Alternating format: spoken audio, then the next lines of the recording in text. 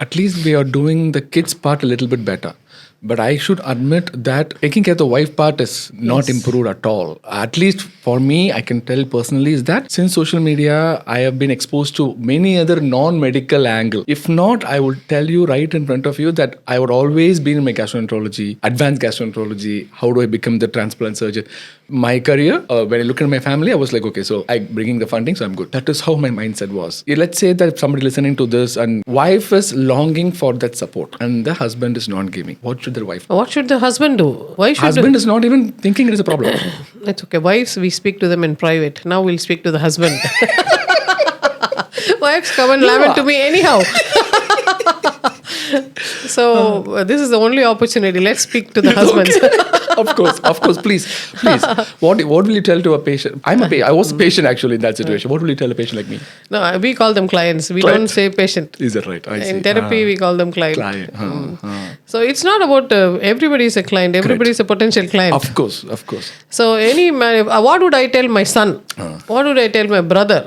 I would tell them, I tell my brother or my son, she is not your wife. She is actually my wife. You take care of her like you're taking care of my wife. Then they would ask me, why is she your wife? Because she's spreading my genes.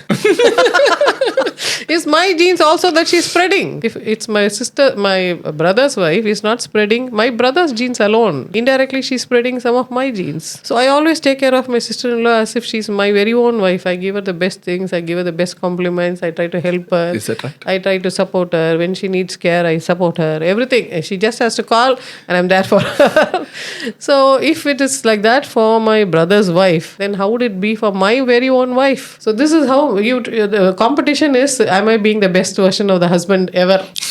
If the men could participate in this competition, then obviously home life will be beautiful. Women would be very happy and they'll be great mothers. They'll not get distracted. They'll not get addicted to the phone. They'll not be sad and crying into pillows. They'll be happy and sportive and funny, and children will love that kind of parenting. So we have to cause this ripple effect of giving love, being there, being the man in the relationship. What do the birds do? The male bird is always available. It's there. I go hunting. I come back. I'll brood for you. I will sit on the eggs for you, just like you would sit.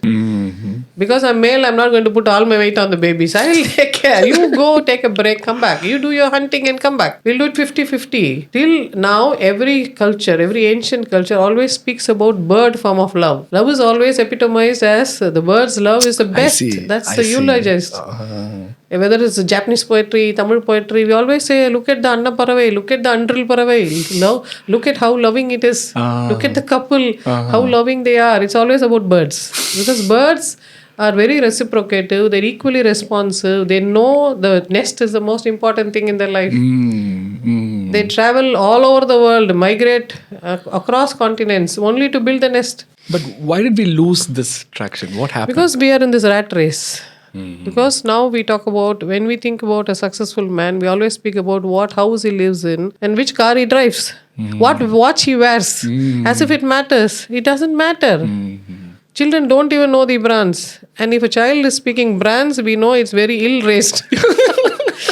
It is going behind false images. The real thing is, if the person is able to sit and have a conversation, tell a story, crack a joke, break the ice, make the other person comfortable. Notice that the other person is keeping a long face and drawing them into conversation. Oh, you're sad. Why are you keeping a long face? Come, let's talk about it. Having these difficult conversations is the mark of a all-rounded, well-defined man, well-defined person. Like after that incident, we had that negotiating skills that you talked about. That takes time. Oh, that takes skills. And from our part, we have not taught our boys about that. Yes. Today's boys know it because they are watching a lot of international media. They know how to date. They know how to talk to girls. They're exposed to being with women from childhood. So they know how it works. But men from the previous generation, that big lack of information is there. And they stumble. They're awkward. They don't know how to do it. Sometimes we have to set it up. I have to tell them, this is how we have to speak now. And they have to practice it so many times to speak correctly, give the right kind of tone to the delivery. So the negotiating discussion that I had with my wife was a turning point in my marriage life. That I was thinking that, okay, so this is not the way to do. So then I made significant effort, like conscious decision making, which took a lot of time and effort that I didn't imagine that this much amount of effort is needed. So now I think we're in a very good space where I understand where she's coming from. That is what the problem was before. I think it is still a process. I'm still learning. No, men do not understand that the woman is actually the binding force in the nest. Without the woman, there is no nest. Without a nest, a man is not respected. If a man's, yes, the woman will be supported. Even if she does not have a nest, she'll be supported. People will feel pity for her. The man will be treated with disdain. Oh, you're not even fit for this. This is what they'll think. Which is bad. It's actually judgment on the man's totality. In total, they are actually rejecting him. This is how important nest building is. The male bird builds a nest. Nest building is what men are supposed to be doing. But unfortunately, our men are building images.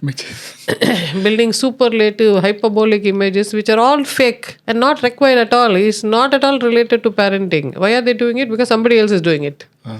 Is that somebody else healthy? Do you know he's normal? Do you know his wife is okay with him? Do you know the children look up at him? No, we don't know.